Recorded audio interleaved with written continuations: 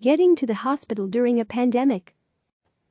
Going anywhere during a pandemic is difficult, but getting to medical appointments is even more fraught. Whether you need to get to the pediatrician, dentist, vet, internist, or hospital, this 5-part series from CNN Science and Wellness has you covered. Earlier this month, Su Singh faced a dilemma. The 41-year-old living in Toronto had a history of kidney stones. She had been feeling some renal colic symptoms recently, a type of pain that can indicate the stones are worsening. But during the coronavirus pandemic, routine medical appointments get a little more complicated. Was it worth it to go in? It was a solid maybe, she said. On April 15, she had a 6-month follow-up appointment for a kidney ultrasound at Toronto Western Hospital. Although other hospital departments weren't seeing patients during the pandemic, radiology was still open, with strict social distancing rules. If her kidneys went unchecked, she worried there was a possibility she'd end up in the ER in June passing kidney stones. Many of us will face our own version of Su Singh's decision in the coming months.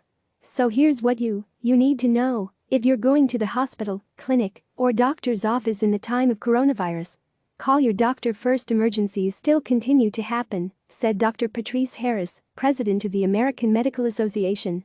During the pandemic, she advised patients to still call 911 for urgent needs, particularly chest pain or stroke symptoms.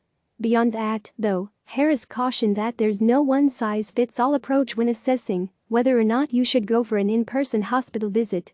That's likely to be determined by your individual case, the healthcare available in the patient's area, and the severity of the COVID-19 environment in your region. But Harris noted there was still one constant through all of that: shared decision-making. Patients shouldn't need to make decisions alone about whether their problem is urgent or emergent, she said. Certain new symptoms or follow-ups for existing conditions might warrant starting with a telehealth appointment with your doctor. If it turns out you need to go to the hospital, call the hospital ahead of time to learn which entrance to use to avoid areas where COVID-19 patients are receiving treatment. Please don't let the pandemic stop you from reaching out to your physician, Harris said. You don't want symptoms now to go unreviewed and then turn out to be worse later. Decide with your doctor whether you should seek care in person or online. In the U.S., the Centers for Medicare and Medicaid Services has published a tiered framework to help explain how hospitals can still offer certain in-person services during the pandemic. In the first tier, the guidelines recommend postponing in-person hospital visits for routine primary care, preventive medicine, and services such as supervised exercise therapy. In the second tier, initial visits for services such as evaluation of non-urgent symptoms consistent with COVID-19, pediatric vaccinations, or early childhood care can be done via telehealth, with subsequent follow-ups at appropriate care sites.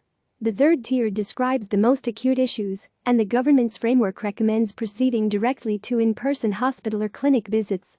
In these instances, CMS urges patients to seek in-person care if foregoing it would result in harm.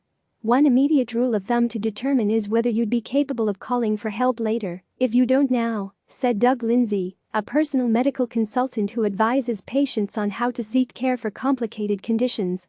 If there's a likelihood of heart attack, stroke, or severe injury, get the patient to the emergency room.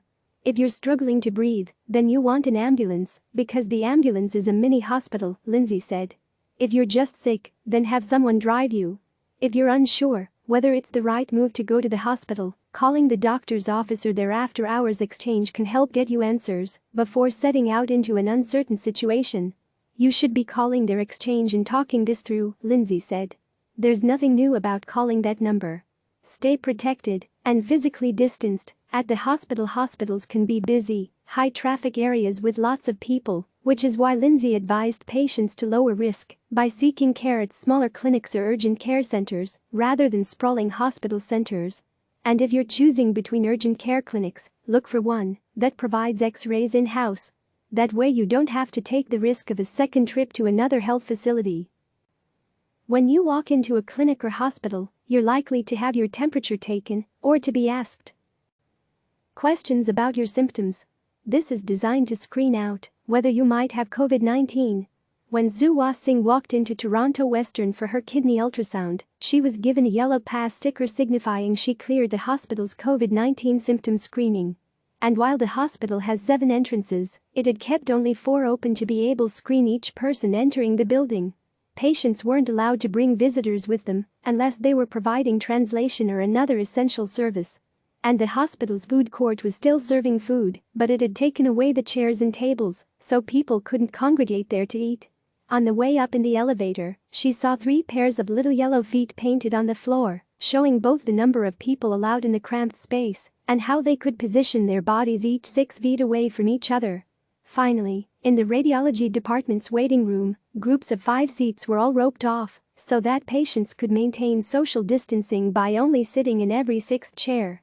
After seeing all the extra measures in place, Sue Singh said she felt being at Toronto Western Hospital during the pandemic was actually one of the safest places to be. After Sue Singh underwent the ultrasound in the Toronto hospital, she went straight home to have a telehealth appointment with her doctor to discuss the results. Prioritize your own health. Start out with keeping a daily log of your symptoms. One key part of deciding whether to go to the doctor is to keep a log of your symptoms every day, noting how severe they are along with where you were or what you were doing as the symptoms came on. Every doctor tells every chronic disease patient to do that, Lindsay said. Understanding her past health challenges and knowing how to monitor her own symptoms was key to Sue Singh making the right call to go to the hospital. It was a risk to go in, especially at this phase of the pandemic, she said. She would have considered canceling the 6-month follow-up had she been symptom-free. And her symptoms were still mild enough that she felt she could have afforded to wait a few more weeks for the ultrasound if it had already been scheduled further out. But it was totally worth it, she said. If it had ended up being a stone, I'd have been in the air. Click subscribe to receive the latest news.